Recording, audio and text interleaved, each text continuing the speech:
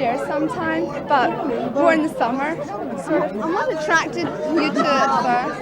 What attracted you to it first? Just that it's different and all that, you know. Well, some people around here have been calling you a poser. They're bloody posers themselves. Keep forgetting. Well, what is a poser? Tell me. Well, I think it's somebody just, you know, now and again goes out, you know, dressed up as punk and doesn't do it all the time and all that, and just go for concerts and stuff like that. So what does your mother think about all this? Well, she doesn't like it, but there's nothing she can do about it, really. And does it cost a lot? No, not really. You can wear old clothes and just sort of... Well, I hear that some people go out with kettles as handbags. That's ridiculous. I think it's stupid. There's nothing more ridiculous looking than seeing somebody walking about with a kettle in their hand. You're not into that sort of thing then? Not the kettles. Well, what's punk fashion for you? Just wearing what you like and sort of... Oh, what about the music? Why do you like it? I like the music because it's different. I mean, you know, it's a lot different from the ordinary rock. You know, I mean, the groups really say what they want to say and express themselves how they like. What did you do before punk? Nothing really. It's the first thing I've really been into, you know, as such. What was it that made you first be attracted to punk? Because it is the alternative for working class youth in Northern Ireland today. It is the only thing for ordinary people, not middle class, not upper class people, for people like me. No. And me, I'd second that. Oh, sorry. Do you mean that it's given you something to identify Yeah, it gives with? me something to identify with. It's the only, before punk came about, all music was for people with Big Daddy at the bank account, and he was able to buy them £2,000 keyboards. This is for raw music, what it started from, for kids. And the roof racks epitomise it. And it's about, not only about fun, it's also about politics. Well, I mean, they bandy this word anarchy about. Yeah, well, but the most of the people who use anarchy as being punks usually don't know what it means. But it means enjoying yourself and not caring about what anybody else says to you, what anybody wants. You be yourself. You don't care about what anybody else wants you to be. What about the obscenity and... Yeah, well, the So say all of us. The obscenity So say all of us. is often overrated. It's people read the news of the world in the Sun and believe everything they read. And then they're going through They're absolute lies. Fair enough. Come on. Fair enough. There is. Okay, Aidan, so what did you do before punk came along? Nothing much. Like, there's no decent music about really that I could sort of identify with. It was all this boring stuff, I thought. Then when punk came, you know, it's just good music, good lyrics. That's what I liked about it. What in fact do you identify with? Is it the lyrics or the beat or music? It's both really, I think. I mean, the lyrics are more realistic in the punk than they were in the other type of music. And the other type of music was just sort of, I can see stars in your eyes. It's just more realistic now, I think. And the music's more exciting. What sort of things are the lyrics talking about that you feel you can identify with? Well, the situation as it is today, I think, you know. The hate in some people and discrimination and about career opportunities. Like, I'm alright, like, because I'm not employed or anything, but there's other people, and there's some people who just don't want to know about people who are unemployed or anything like that there. But you just can't sit and forget about those people, I don't think. Well, I mean, I don't go out to go to a punk rock concert to shock people, you know. I mean, if people are shocked, it just shows how, you know, really sort of boring they are. You know, the kind of people that go up to you in the street and sort of call you an idiot.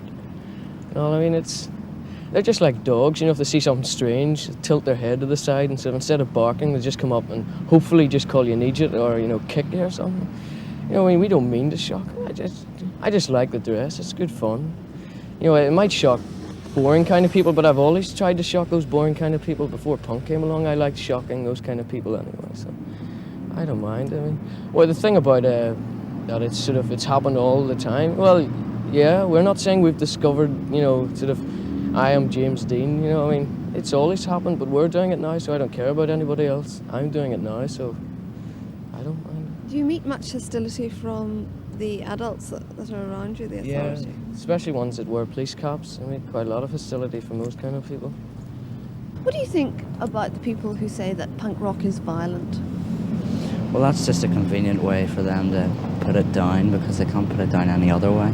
And we are trying to shock them, to wake them up, because they think they've got everything laid on for us with youth clubs. Youth clubs are for people who play badminton, not for us. We've got nothing. The only thing we can do is shock them, to wake them up. The politics of punk as such are that you have a disaffected younger generation.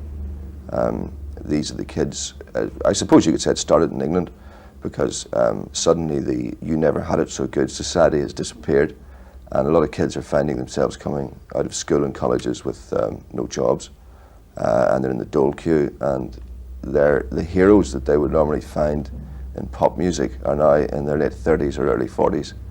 So they started to look, I think, for something that expressed, however badly, their feelings about life in general. It's the old story of teenagers reacting against the standards of their parents, although in this case perhaps not just their parents, their older brothers and sisters even, you know. Because it is the first wave really that's shown me that there is a generation gap between me and my Yes. cousin who's 15. Yeah, the first time I took any interest in punk rock music was I was walking through the reporter's office in my paper, and I heard some of the reporters talking about a pop show that went out the previous night, and these were people in their late 20s, and they were using phrases like, that was rubbish, we couldn't make out the lyrics, they can't even play in tune, and they were really angry about it. And I said, what are you talking about? And they said, those punk rock bands last night. So I thought to myself, I remember my parents saying that when I was about 14, you know, about Elvis Presley. There are some kids screaming about being deprived, and I talked to one and he turned out to live up Malone Road and go to public school. You know, it's very easy to criticise. You're bound to get two things happening in a movement like this. You're going to get the lunatic fringe, those are the people who are responsible for the violence that's hit the headlines, and you also get the people who want to perhaps identify and cash in on what's happening. Now, it's quite possible that that kid from the Malone Road who goes to Inst won't be able to get a job when he leaves school anyway. He's certainly not hungry at the moment, but he is disaffected. He is annoyed at what has happened perhaps in Northern Ireland, things that his people of his parents' age were responsible for. No, I mean, you're certainly going to get a lot of people perhaps not genuinely deprived who want to get in on the act for one reason or another. Perhaps they mistakenly feel they're deprived, perhaps they presume that they will be deprived one day, but it's just one of those things. It's bound to happen.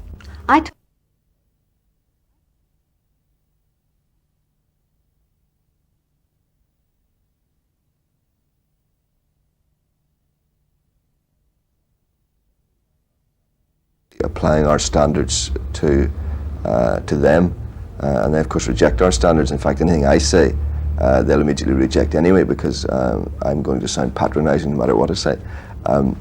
The therapy as such of punk fans at a concert, and I've seen it work, it's a controlled aggression. It's letting off steam. It's screaming for 3 hours. People used to scream at the Beatles for 3 hours, you know. Same idea, but in a slightly different context. That's the context of the violent 70s. And certainly people may be alarmed to see kids dancing and banging their heads against one another. But I personally have never seen anybody fighting during a punk concert, and they all seem to have a very good time, which is what rock music is about. But they're glazing over the questions. I mean, they're screaming about unemployment, about being bored. They're not doing anything about it. Yeah, but surely you're asking 14 and 15-year-olds to come up with political solutions. I mean, that just doesn't wash. Well, isn't this the joke, punk government? Right, it's a joke. I mean, everything they say is meant to shock people like you and I. They're certainly not going to come out with a manifesto on the politics or the government of Great Britain. At the moment it appears very negative, but what they're doing, I think, is just welding themselves into one unit. They have something now to identify with, and that's each other. Austin, you were the first person to try and bring a punk band over here, but you had a rather unhappy experience. That's right. I booked the Clash for October. We brought them over, and then everything was going great up to about the week before. Great press reviews. Everybody's happy to see the Clash coming over. Then during that week, everything went bad. The press sort of took on the idea that there was going to be violence at the concert and everything like that. Then on the exact day they were due to play, we were informed that there was going to be no insurance at all. And we phoned up Lloyd's, the main underwriters for insurance, and we found out that they considered that punk in Belfast was more dangerous than anywhere else in Great Britain. So unfortunately we had to cancel the whole affair, and there was a lot of punks in Belfast very annoyed and disappointed not seeing the Clash. And it was a devastating experience, I think, for everybody, you know, in all the punks around the place. I'd just like also to say, you know, that everybody's raving on about punk and the bands and how great they are for the punks, but everybody seems to miss the point that they're charging money like £2,500 or £1,000 per gig, and this is taken away from the original idea, this principle of playing for the kids, letting the kids from the streets come along.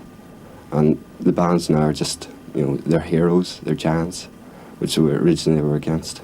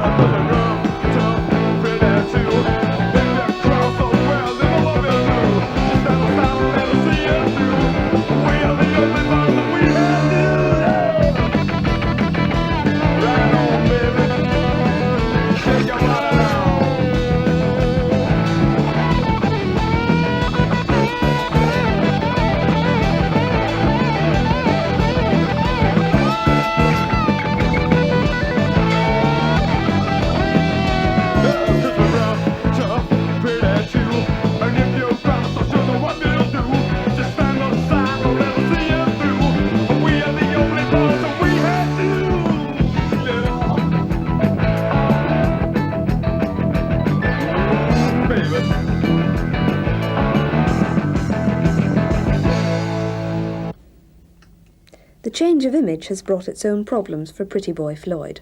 While playing in a dance hall in Newry, the crowd, who were not punk fans and had apparently expected a conventional show band, took exception to the music, and in a dance hall roughhouse, 2 members of the band were injured.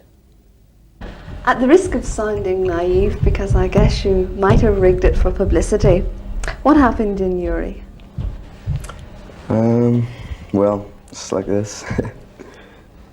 The crowd got very sort of hostile, you know, and there were a few guys throwing cans at us, you know, so I thought I'd go down and talk to them, and they must have thought I was going to attack them, you know, it must have looked that way, and they just piled on top of us, that was it, you know, and we just had to get out of the place as soon as we could. Were they punk audience? No, they weren't, no. There wasn't one punk there at all. It's a classic example of misinterpretation on the crowd's behalf of what the band was actually trying to project. I think people seem to think that violence is what we're trying to create by our appearance. This is not the case.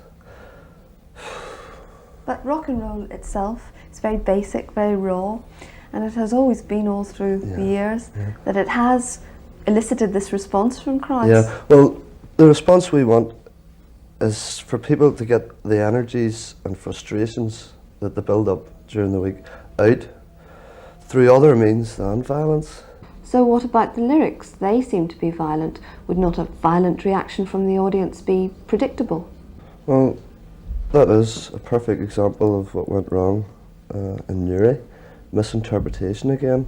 It's only meant to be symbolic, representative of what's happening and what has always been happening. It's not a request for people to be violent. We're only playing with words. Well, now you play very well. You're a very good group. You're very competent, and you've been playing a lot of different styles of music over the years. Why now did you turn to punk? Was it a commercial enterprise or not? There's no point denying that it is partially a commercial enterprise. Punk isn't that we've changed to punk. I think it's that we've progressed to punk. We're not forgetting anything that we've used before. Matter of fact, we're incorporating it to help to make up what we have at the moment. Surely punk music is a lot more simple. Correct me if I'm wrong. Basic, not simple. It's using the basic roots of rock and roll. A lot of kids get on stage and think that they can play it after one night. What do you say to those kids? Well, we've been playing it for a long time and we still can't play it right. Someone who has been converted to punk music and believes in its commercial potential is record producer George Docherty. George, what is your attitude to punk music as a man who's in a position to see these various phases of music come and go? My attitude is that I think it's a very healthy thing for the kids today, because you remember when we were younger we had the Beatles and the Rolling Stones, and since then they've had nothing like that until this new wave music has come along, you know. George, let's be honest, there's slightly more obscenity and tastelessness in punk than there ever was in our music. Yeah, but as well as that, there's a lot of good music comes out of it, and I think there's a lot more good music to come out of it. I think we've seen it at its early basic stages. The obscenity will gradually disappear. It has to disappear, I think. Otherwise there won't be venues for the bands to play. And when that happens, I think we're going to see a lot of good music. Well, talking about punk here in Ulster, some of the punk bands that I've spoken to are worried that the recording companies in Ulster are not knowledgeable enough about punk to be able to produce the right punk sound. There are those who say that you're more used to country and western sounds, and in fact, you're making them sound like country and western. What do you say to that? Well, I think they haven't been to this studio yet then, and I think that when they come here, and certainly at the moment I'm looking for punk groups, that they're going to find something that's going to really surprise them. Well, how do you get the right punk sound? What is the punk sound? I don't know. It's in the same way that you might ask me how I get the right country sound. I really don't know. I just feel it as it happens. And I haven't been too far wrong yet. How many punk recordings really have you made so far? I've done Pretty Boy Floyd and the Gems, Dougie Briggs' band, a band called Speed, who've now broken up unfortunately due to the fact that they couldn't get gigs, and a band called Midnight Cruiser. And to come, I have a band called The Outcasts, RUDI, and one that I really fancy called Stiff Little Fingers. In your opinion, are there any Ulster bands who could be really big in the punk field?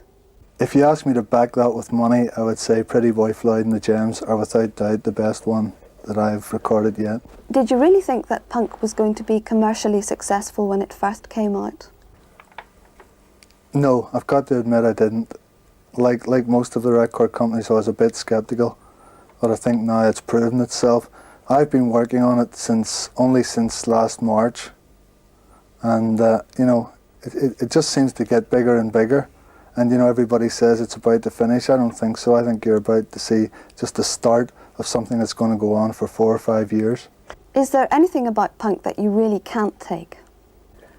Yes, I think, I can't stand the violence and people spitting on the group.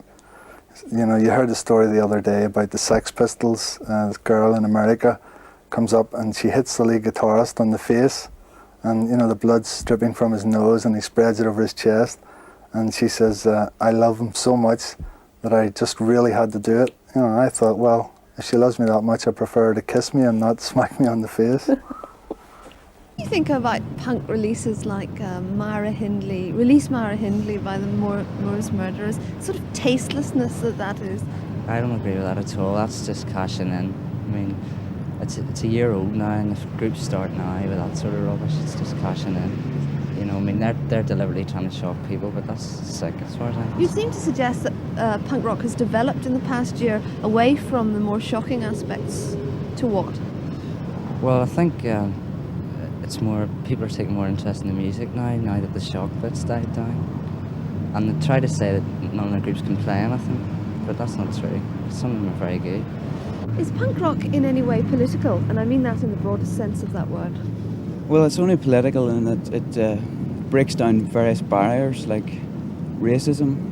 It's completely against racism and bigotry, and it's especially relevant for Belfast because it unites Protestants and Catholics, and it breaks down all religious barriers like that. And that's the side of it that nobody wants to talk about, because that's the good side of it, and that's one of the points nobody wants to talk about. Where do you see punk going from here? I think by definition it can't last all that long for various reasons. One, that the kids will grow up, perhaps their situation will get better, they'll start to get jobs. Secondly, because, as I said before, big business is already starting to move in. I mean, if you're a punk rock group and you want other people to hear your music, you're going to have to sign a recording contract, and once you do that, you are selling out in a way.